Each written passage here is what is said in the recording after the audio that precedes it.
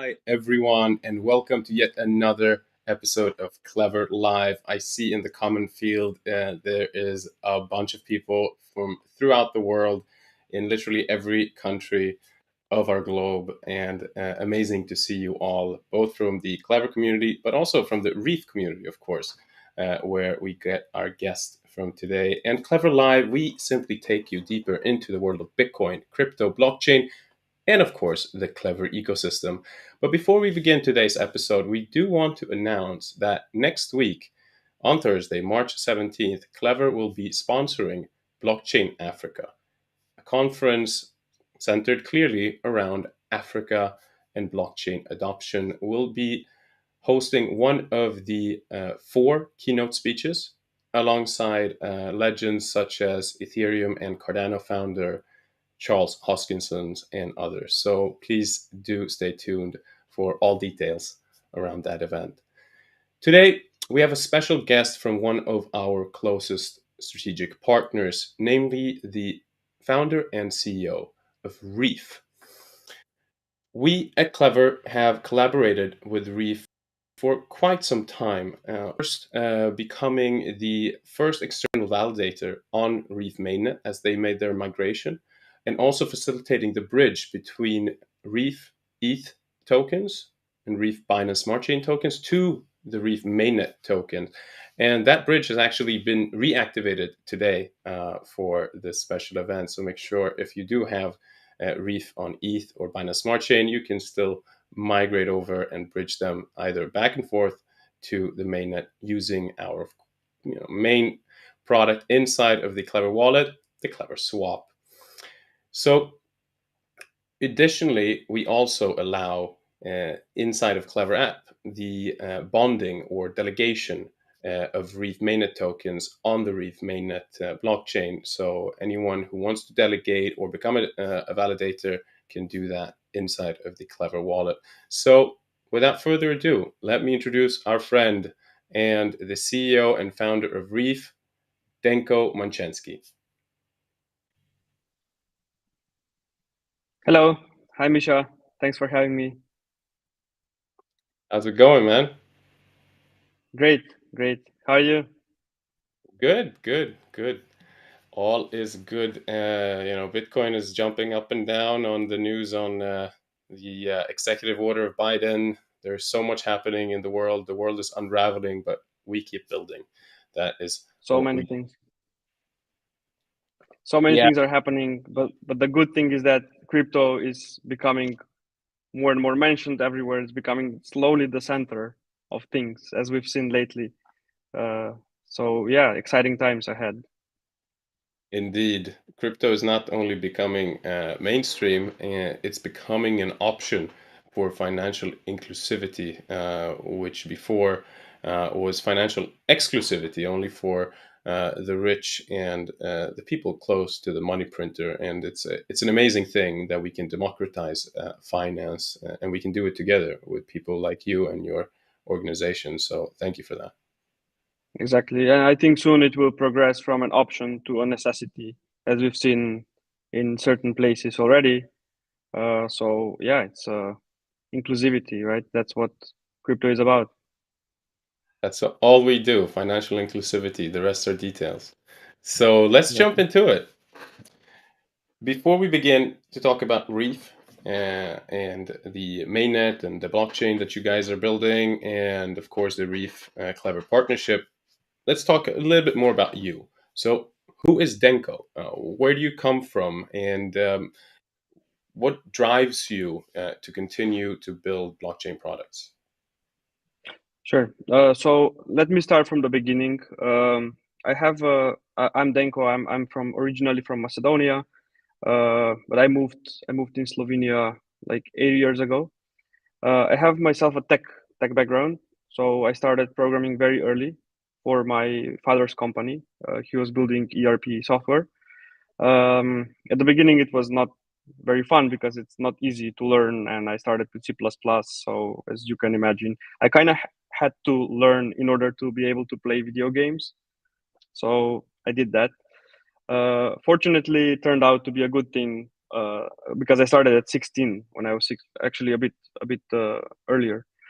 So at high school, I was focused more on algorithmic competitions, which is not the traditional commercial programming where you're building user interfaces and databases and interaction with server and other components. It's mostly like solving some complex problems, mostly math problems with the programming touch, like implementing different algorithms. And that was all good, but it's really hard to commercialize this. It's hard to like build anything big around it. And that's when I decided to move to commercial programming. So I learned client server infrastructure, all the back then the hot technologies and so on. And I started actually delivering work that was used by companies. So that meant reliability because their business depended on it. For example, imagine if you go to the supermarket cashier and if something goes wrong, like the whole line is stuck. So it has to be very reliable because mistakes mean business gets affected. And that was the real kind of, as a developer, this is the when you get something in production for the first time, it's scary. But when you keep doing that, when you keep delivering and things are working, you build more and more confidence, and then you get into more complex stuff. So then when I moved in Slovenia, I shifted into the healthcare sector, which was, in my opinion, one of the most complex kind of sub industries in the tech landscape. So we're building some very like heavy protocols, data structures, analysis on different things, real time, a lot of real time data processing, real time communication. Like some of the infrastructure is powering like hospitals, so you need crazy level of reliability. And as you can imagine, the people that I met with working together, they were all interested in the cutting edge tech. And that's that in 2016, that's when multiple people that we were together, we discovered crypto. And we discovered blockchain. We all read the Bitcoin white paper, and then we were like, Ethereum, right? That back then you wouldn't know who would be the biggest ecosystem. You had multiple competitors. NXT was one of them, so we tried all of them, and that meant we had to learn Solidity. We had to like learn all the other because different blockchains back then they had different architecture, so you have to learn all the things. And what happened is we've started. There was a huge demand. There still is a huge demand for blockchain developers. So what happened? We started working for on basically a part time for projects, helping them to build whatever they wanted to build, and that's how we got into the landscape. And over time, it became like an agency of multiple developers that we were like a development department for a certain project. So it's like an outsourced CTO and the whole development division, and we've helped projects to deliver their product, like deploy their token, etc. And over time, obviously, you have direct exposure to the markets, and you are learning the cycles. You're learning the ins and outs because it's not just development anymore. You have community. You have how how you get to know like. People are getting hyped about certain thing and why and so on. So I was learning a lot non-technology related stuff from all the people that I worked with. And at one point we had a very strong team. We still have a very strong dev team, and we decided to build our own project. And that's how Reef happened. So this is how uh, I'm here now, and how Reef was born. Yeah, and I want to get into that actually in the next question. What was the motivation for creating Reef, and how was those first few months and years following the creation of Reef? Yeah. So actually, the interesting thing that it felt it's like a natural progression from what we were building as a team, because every time we were delivering something, we had issues with certain things on certain ecosystems, and we were like, but why is this done this way? It could be done better. And then in some other ecosystem, this is improved, but something else is sacrificed. So we were like, but why did they sacrifice this when they could have kept or did it like that and still kept the other thing as it is, and then we were going back and forth. So our developers are more blockchain developers than smart contract developers. And then what happens next is, if you take a look at all the projects in crypto, you can categorize them. You can like classify them. You'll be like, okay, this is a dApp, this is a protocol, this is an infrastructure, this is an infrastructure which dApps can run, which is layer one. This is an infrastructure which dApps are consuming, like oracles, for example, and bridges, and so on. And our team was always strong on the infrastructure where people can run dApps, because that's what we were working on. And what happened is we were playing around with different design. Basically, we went to the lowest, the networking layer, how the blockchain network is built with the whole peer-to-peer. So basically, our team has like, when you look vertically into the blockchain infrastructure, we are able to go all the way to the very like bottom, almost at the metal, right? But what happens is, building a blockchain from scratch takes a lot of time. And what we did, we started exploring options, and that's how we discovered Substrate. And I can tell you more about it, like why we chose it and what happens. But yeah, this is the reason. So basically, just because our team wanted to focus on core infrastructure, that's why we decided to be a layer one instead of something in between a dApp and layer one. Fascinating. And guys, meanwhile, in the comment sections, right after you've liked and shared this video, and of course subscribe to the channel, make sure to drop your questions in the comment field, whether you guys are on Twitter or on YouTube or any other streaming platform right now on live. Anything for Denko and Reef that you wonder about, or the partnership between us, just drop them in, and I'll backstage will take it from there. So let's talk a little bit more about what we've done together. How does Reef? How do you see the benefits of the unique and powerful Reef and Klever partnership from beginning until now, and how do you see it moving forward? Great. So, in order for the audience to understand, basically, I want to start from the very beginning, when we decided when we were designing the governance structure. So what happens if you take a look at existing already established ecosystems, for example, Ethereum? Imagine when Vitalik and the guys were designing it, they were not expecting the level of growth that we've seen. It was not an infrastructure built for this level of mass adoption, right? And then it's not just the scalability in question, it's about the upgradability, it's about the governance part, how things will be handled if we have this big scale. So because Reef is like a way younger project, obviously we could take into account everything that happened from the moment that Ethereum was born to the moment that Reef was born, and incorporate all of the events that happened in crypto. How can all of these things reflect into what we are building?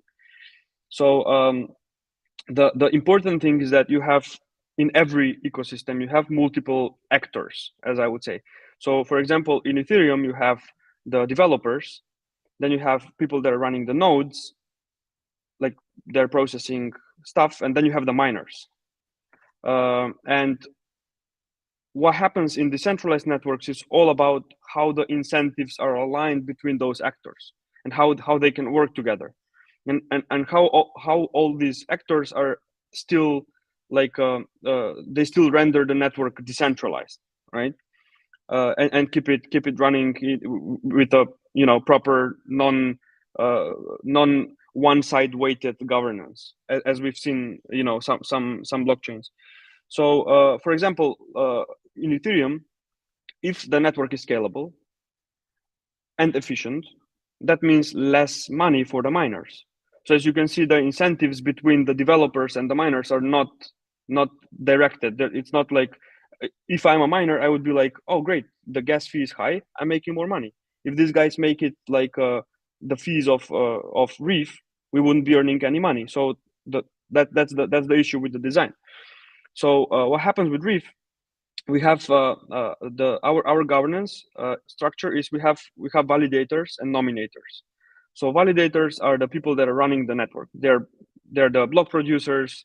We have a nominated proof of stake, so they need to get nominated by the nominators. It's so far, I think it's the most efficient consensus algorithm that the landscape came up with, and Polkadot is also using this one. And what happens is the people that are contributing to the network, as in real value, they're the ones that own a share of the network. So it's not, if you compare it with proof of work, it's not the people that own the network there are the people that are not incentivized to make the network cheaper and faster. They're incentivized on the opposite. In Reef situation, all the validators are people and companies, entities, actors, basically, that are providing value to the ecosystem. And because of that, they own a part of the network. It's like very, very simple, right? So a Klever was the first external validator that we've onboarded. And it's a very great experience when you deploy your own network and then you start decentralizing it, right? Especially when the methodology of actually decentralizing it, you see that it works. You see that the incentives are aligned. You see that everyone is pulling in the same direction. And the reason why is with Klever added value to the Reef ecosystem. It was the first wallet that implemented Reef chain, and not just as a wallet, but also as a bridge. And what happens here, if we just take a look at this situation, it's like crucial blockchain, crucial infrastructure for the ecosystem in general is wallet and bridge. And we, as people who created the network, managed to get someone else to do this. So it's not the Reef team building the wallet, the Reef team building the bridge. It's someone else, and this is what happens now. Like entity one owns one part of the ecosystem. Entity two owns another part. Like soon, someone else deploys a stable coin. Someone else deploys NFT marketplace. Someone else deploys IDO platform, and so on. So this is, and then all of them become validators. Their product, their business basically relies on the network, so they're incentivized to contribute even more to the network, to onboard more people to the network, etc. So that's it. Great, yeah, and it's been a great learning experience for our team as well to see you launching your mainnet, we being there to contribute as a validator, as a bridge, as a staking mechanism inside of Clever Wallet as well. So we've taken a lot of lessons from it, and kudos to you for breaking new ground for sure. As crypto evolves and it becomes more mainstream, as we were talking about, the adoption rate goes up, user numbers goes up. How do you see Reef fitting into the current crypto landscape, and how does your user base look like today? Right. So regarding Reef's positioning, you can basically take a look at all the layer ones, and then obviously the first question for everyone is like, why are you different? Are you just another like Ethereum with different parameters, with just different consensus algorithm? What's your edge, basically, right? So the thing about Reef is that it's actually a unique blockchain. I've never seen anyone that did this before. It's a standalone substrate chain. Most of the substrate chains are parachains.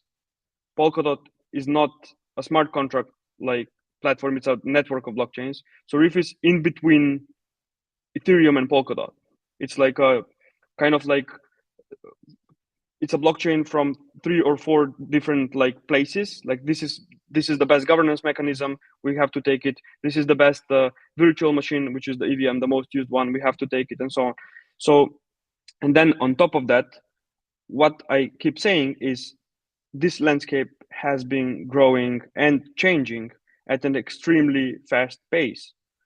So if you don't have this in mind as a project, and as we've seen in the last cycles, you would not have the competitive advantage to survive the next the next wave of innovation. So you have, for example, Bitcoin. We haven't seen any like changes in the tech, iterations in the tech, because it is not possible.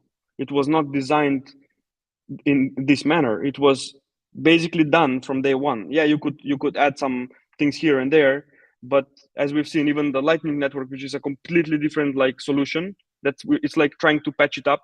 It was never meant to be there. It's not used because you cannot create that level of integration because it's an external solution. So I Reef, like the analogy because it's of built with Bitcoin.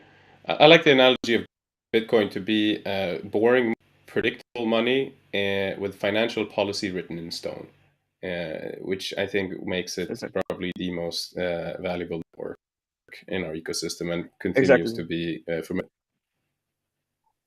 Yeah, I mean it's serving a role in the ecosystem for sure, but it cannot evolve from like one thing to the other. But the good thing is that the role that it's serving is big enough that it doesn't have to, right? But then Indeed. you have the layer one landscape, which is completely different, which is it's like a very competitive. People are trying, like projects are competing for liquidity, projects are competing for TVL. You have to keep up. You cannot like stay permanently where you are today, right? And in order to achieve this, you must have had this in your head from the day you designed the blockchain. Because if you are like, if you just spin up another EVM, well, what are you going to do? Maybe tomorrow people will want to write a Rust code in some different virtual machine, which I believe that's also coming, or Solana, which is using another smart contract execution layer.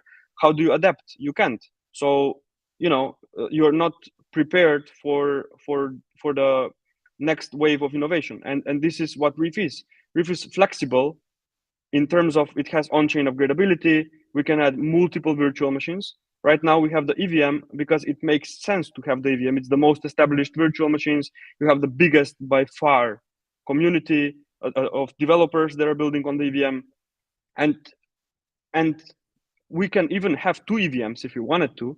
If people wanted faster EVM that will be processing gaming stuff, we can spin up another one. So that's the thing. Like we have our blockchain layer, and then we have the smart contract execution layer, and they're completely separated. It's like the main layer, the substrate layer, doesn't know much what's happening above it, right? It's like a big abstraction layer. So we're like, okay, we're executing like Ethereum EVM Solidity smart contracts. Our governance layer doesn't care much about that. Tomorrow we will be executing Solana smart contracts, which I think it's one direction. Tomorrow it's something else, right? So we are able to shift, do on-chain upgrade. The upgradability is happening through the network, so you don't have to rerun the node. You don't have to download a new version of the node. It's just everything was planned for. So this is our positioning. This is why I believe what I say is we cannot be deprecated, because tomorrow something else comes, we can adapt. It's like we're flexible. Like people stop writing code in Solidity. What happens to BSC, for example, right? It's so hard for them to shift to a new virtual machine. We can, and this is I believe being an infrastructure and being flexible is the only way to go through the waves or cycles of innovation, which are also tied to the market cycles. Yeah, and regarding the second part of the questions, which is the community growth, we're just launching this month, this quarter, the user-facing products such as extension, web wallet, which is integrated with the extension. The extension is integrated with Ledger. The NFT marketplaces are integrated with the wallet, etc. So we're just launching so what we were doing in the last over 6 months is we were building the infrastructure, we were building the tooling for developers, like graph support, our own completely done from scratch block explorer, custom remix. Basically all the EVM tooling had to be redone because it's a different architecture at the end of the day. It's a substrate chain. It's not just a EVM spin-off. So now we're just launching our ecosystem to the users, which we are super excited about. While in the last 3 or 4 months, we were working with a lot of development teams. They deployed a ton of, I think it's like few thousand smart contracts on the testnet, and now they're in final stages, a lot of them, to deploy in production and then start onboarding users. That's awesome. Yeah, it's a lot of things going on your end, from many layers, making sure that everything is flexible, and I think that flexibility lends a lot of credibility to how Reef continues to progress as well and adapt in the market to new situations and environments. But if we go back to the beginning, from the Reef ICO stage to date, how do you feel as the founder and CEO, Reef has progressed as an organization and as a project? What mistakes have been made? What accomplishments have been achieved? And what lessons have you learned so far? Yeah. So when initially we launched Reef, the initial vision was, look, like infrastructure project is in my opinion the hardest and the most expensive project to execute. That's why all the projects, they have been raising tens of millions of dollars at extremely high valuations in order to be able to, you know, it's a lot of cost of running infrastructure. The developers are by far the most expensive because you don't need smart contract developers, you need, you know, infrastructure blockchain developers. So what happened with Reef, the vision was smaller. So what we initially started is not what Reef is today. So again, we've been progressing, right, adapting to the new reality, to the new circumstances. So after we raised the funds, our goal was to be not like an aggregator layer. So this is like the simplest way to explain it is like a sky scanner for airlines, but for DeFi. And then we have like a basket engine which can plug into multiple protocols, and then people will be able to invest. But as I mentioned before, our development team was always keen on building a blockchain, not a dApp or anything in between. And once we've launched on a big exchange. The project grew a lot, and that's when we decided to expand the vision. We had the means. We were like, okay, it's time to do what we always wanted to do: become our own ecosystem, layer one. Show what we can. The level of experience that we have, uh, like what we learned from the past and execute on. So then that's when we did a pivot, and since then, basically now we are the in my opinion, like the highest level of project that you can be competing with biggest projects out there. So yeah, I think we were lucky, but we also had the actual resources in order to execute, because finding Substrate developers or any blockchain developers, it's extremely hard. Spinning up another, like a clone of something else, is easy, but building something your own from scratch, it's extremely hard. And we've done it. We've open sourced everything. People can see our progress. So this was the biggest kind of win for us. Amazing. Speaking of the Reef blockchain, can you dig deeper into the Reef blockchain infrastructure and the ecosystem surrounding it? What products are there? What apps are being built, and so on? Right. So first, like the actual we have like the Reef slogan stands for reliable, extendable, efficient, and fast. But what happened is the biggest thing that we wanted to achieve, which was and still is issue, is user experience. Like when you have new technology, any like internet, it doesn't matter. Like if we look historically, it's not very user friendly. Like if someone checks how people connected to the internet, you had to do this modem, plug in some cable, call some telephone. It's extremely hard. Nobody would do it today. Yeah, especially the new generation. They just want to click one button and they want to have 5G at 1 gigabit. Right? It should work, right? And they have the So privilege of getting that as well, not our generation ex- who had to sit through the 56K modem and hear that ringing bell. exactly. And this I still hear this sound of Ding ding ding ding ding ding ding ding ding ding. exactly. So what happens is, because blockchain is fairly new technology, at the beginning it's and it to some degree it's still not very user friendly. So the barrier of entry is high. People have to learn like how to. They're like, what is gas fee? Like, what is GUI? What is like a gas limit? What is gas price? Like, I don't know. Like, I just wanna click a button and buy NFT. Like, why do I have to do all of these things? And then you have like but this is EVM and this is not EVM. It's like it's so hard for users, right? So our goal is to unify the user-facing products so that it's like what Apple did pretty much. We had this like scattered Windows apps and Linux, and Apple was like, okay, we want to put computer in every home so that everyone's mother is able to use it. Word processor, spreadsheets, just it's a computer for everyone. So that's what we are trying to achieve with Reef. Unified experience over extensions, over wallets, over dApps. Even we are building our own UI kit so that all the dApps can look and feel just like the dApps that we were building. It's like what Apple did. You can build an app and you would know that it's an iPhone app because it looks like that. The buttons look like iPhone and so on. So this is our number one goal. And then you have the whole Substrate ecosystem, which is then now diving into like down the vertical, which is like why the governance process is unique, why the the flexibility, why do we need it, how can we extend the EVM, how can we add another EVM, how can we add another completely different virtual machine, and so on. So basically first the first is users, always the priority.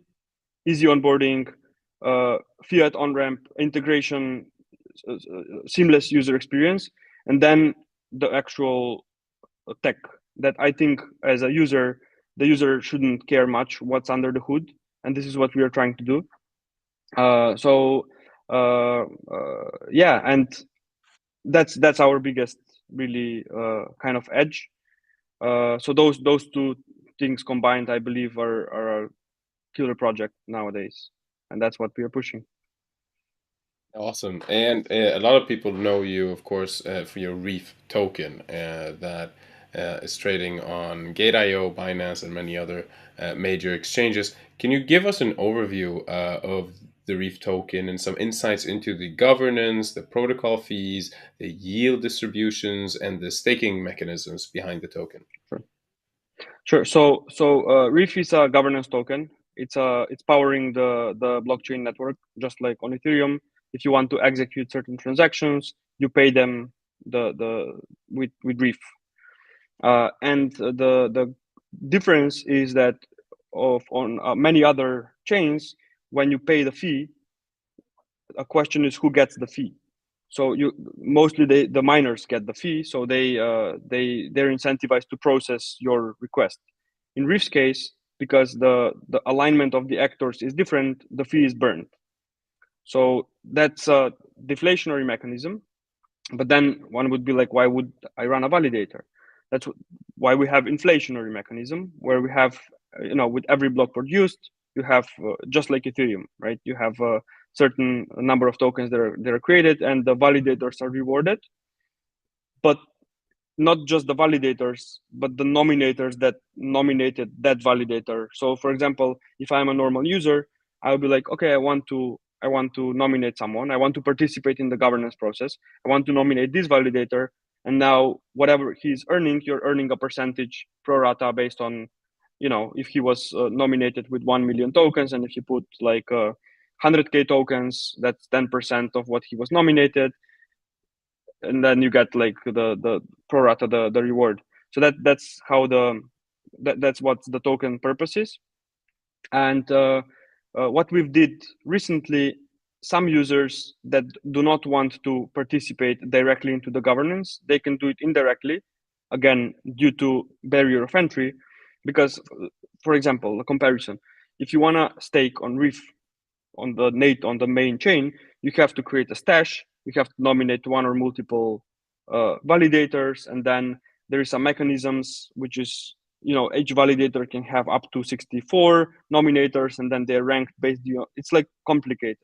And then you need like X amount of days to unstake, to unbond, and then your tokens are locked. So it's a complex model for usually for like bigger actors in the system, like investors and big validators.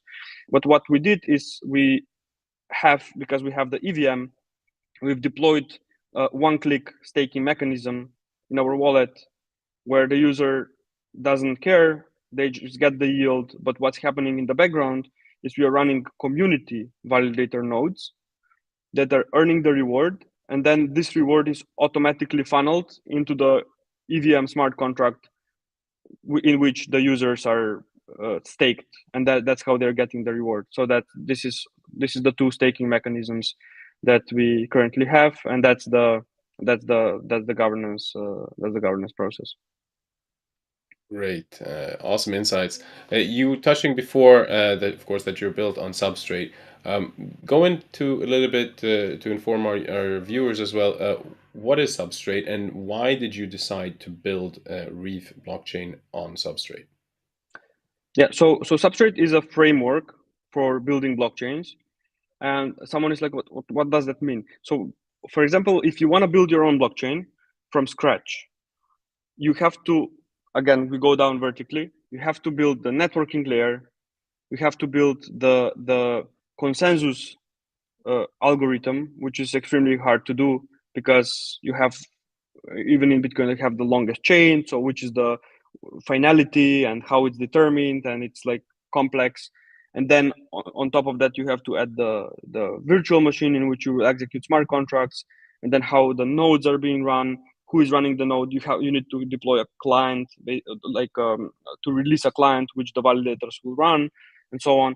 So what the Web3 people did, from all the experience that they had with building Ethereum, with building like multiple times different networking layers, they were like, let's try to come up with something where it's like a kind of off the shelf framework where people can focus on the higher level than on the bottom networking layer. So that's what Substrate is. It's like imagine it's like when you're buying, if you want to have, it's like if you take a Lego toy, for example, Substrate is like the actual transmission, like the wheels, the engine, and then you're like, okay, build whatever kind of design you want on top. You can build a bus, you can build a Ferrari, you can build anything, right? So that's what Substrate is. It's like providing you the base layer on top of which you can build uh, whatever you want. Because otherwise, if and what they do is they what Substrate did, and frameworks like Substrate, they're if the landscape's iterations for innovation, like when you want to add something new, if they would normally would have taken 3 years, now they take 8 months because you don't need to build everything from the ground up. So that's what Substrate is, and I believe it's the most advanced blockchain framework. It's gotten to a point where it's it's extremely hard to build something better. It's like comparing iPhone 4 and iPhone 12. Let's say iPhone 10. The iterations between 5 and 6 were big, 6 and 7 big, but then when we got to 10, the innovation kind of flatlined. Now we got bigger cameras, whatever, right? We had like before then we had like multi-touch. We had so the steps between one model to another were big. With Substrate, we've gotten to a point where that's it. This is the blockchain technology. This is all you need. Just build your applications, your user cases, your whatever you want to do. You don't have to build the whole thing down the line. Great. As market conditions constantly evolve, we have so much flair around NFTs, clearly. We at Klever are building our own Klever NFT marketplace integrated to our centralized exchange, Klever Exchange. And we are integrating Ethereum collections and Binance Smart Chain collections, and Solana collections are also coming soon. What are you guys doing in the NFT space? Is there anything going on Reef that you're building on top of your own blockchain?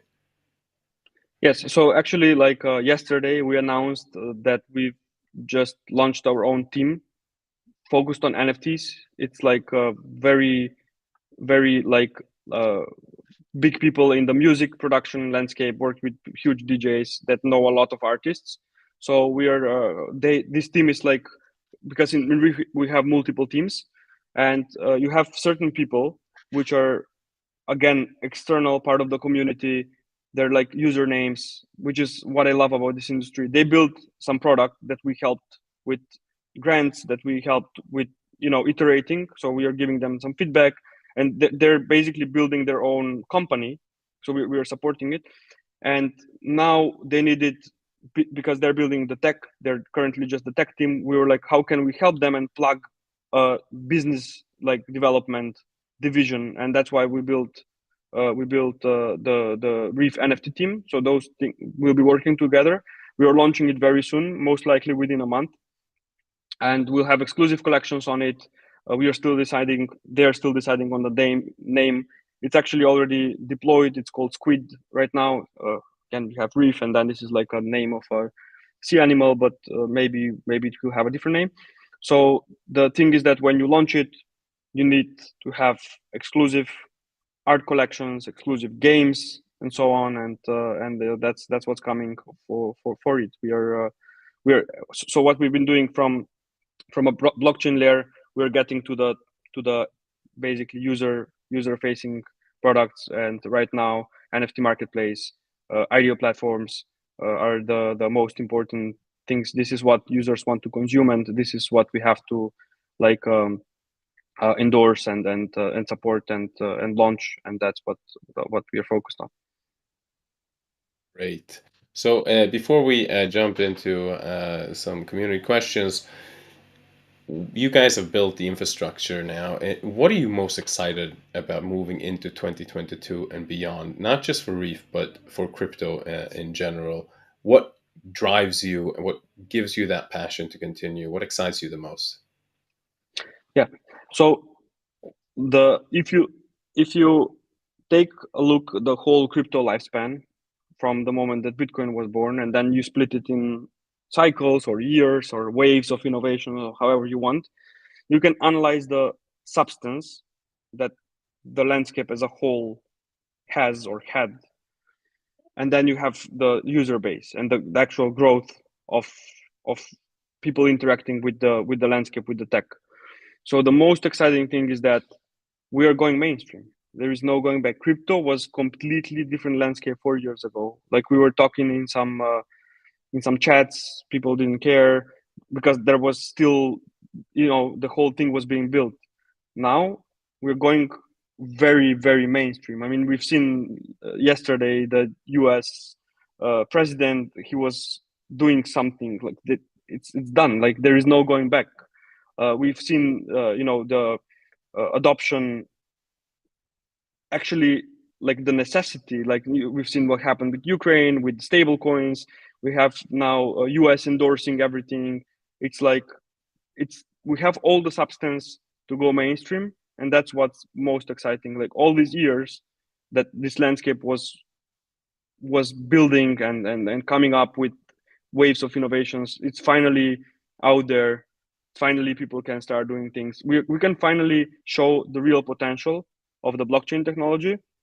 The level of disruption that this landscape will do to the whole world is just on another level. Like if you just start from the art with NFTs to everything else to metaverse, it's just crazy, right?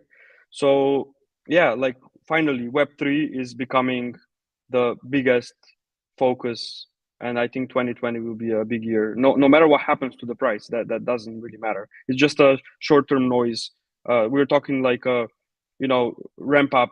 There is no going back in 5 years or 10 years, or if we will tell our kids, look, this is what we did 10 years ago, and now you have crypto. It's exactly like the phone and the internet, right? So now we are getting like all these things from decentralization, from different money. Like we're changing the way money mean in this planet, right? So it's extremely exciting year in front of us. Fantastic. And actually, that is related to one of the community questions, and we'll jump right into it since it's so related to what you were just saying. And is what are your thoughts on the new incoming regulations, like the latest news out of the US? Just to make sure everybody stays up to date, Joe Biden came out, the president of the United States, with an executive order essentially calling on all federal agencies to do an investigation and come out with clear guidelines for how to relate to the innovative nature of the blockchain space and digital assets. So, how do you see that affecting our industry right now? Yeah, so in order to achieve mainstream adoption, we need to become more like urbanized as a landscape, which is what we are doing right now, because people saw the level of substance that we have. So yeah, we have certain regulations, but people got used to it. It's completely fine. The edges of the network, like the fiat on ramp and off ramp, they get regulated, and then we exist in this like ecosystem. And what happens is it's exactly like when you have like blockchain number one and blockchain number two, and now they're competing, and now like how do we get more liquidity, how do we get more business from one ecosystem to the other? That's what's happening the real world, like the real economy. That's, we call it currently real because it's way bigger than what we are. How do we shift all of that liquidity, all of those things into this landscape? And it's happening, but we just need the right regulation so that it doesn't become a big mess. So it's inevitable. Awesome. Um, Another community question before we actually run out of time here. What is Reef doing different to impact the way people will use cryptocurrencies in the years ahead? What is its biggest contribution to the industry and the market right now? Yeah, so the way that people will be engaging with this landscape, we are trying to do the best possible thing here. Our debit card is coming, so we are having all the things from fiat on ramp to off ramp, obviously with partners and everything, to accessing the landscape with a few clicks and trying to get it as user friendly as possible while staying ahead of the innovation curve at all times. So this is our main contribution to the landscape, and we are pushing hard to achieve this. And I believe we're gonna do that for sure. I don't. It's inevitable. I love that. Yeah, I can definitely attest to the fact that you guys are pushing it day and night. Our teams are working very close together to ensure that everything runs smooth on Reef and everything runs smooth through your channels in our products, the Clever Wallet and others. So thank you, Denko, for joining us on this evening where you are today. And thank you, everybody out there around the world, both the Clever and, of course, the Reef community, for joining us today. And until next time, stay Thank hungry. you, Misha. It's a pleasure. Thank you. Thank you. It's a real pleasure always being with you guys. And Derek, of course, send our regards. He's a nonstop worker. Uh, Yeah, and until next time, yeah, guys, don't forget next week, Blockchain Africa. It's going to be a massive event. Not only our keynote speech, but a lot of virtual booths and many other events happening down there in South Africa. So until that time, stay hungry and be clever.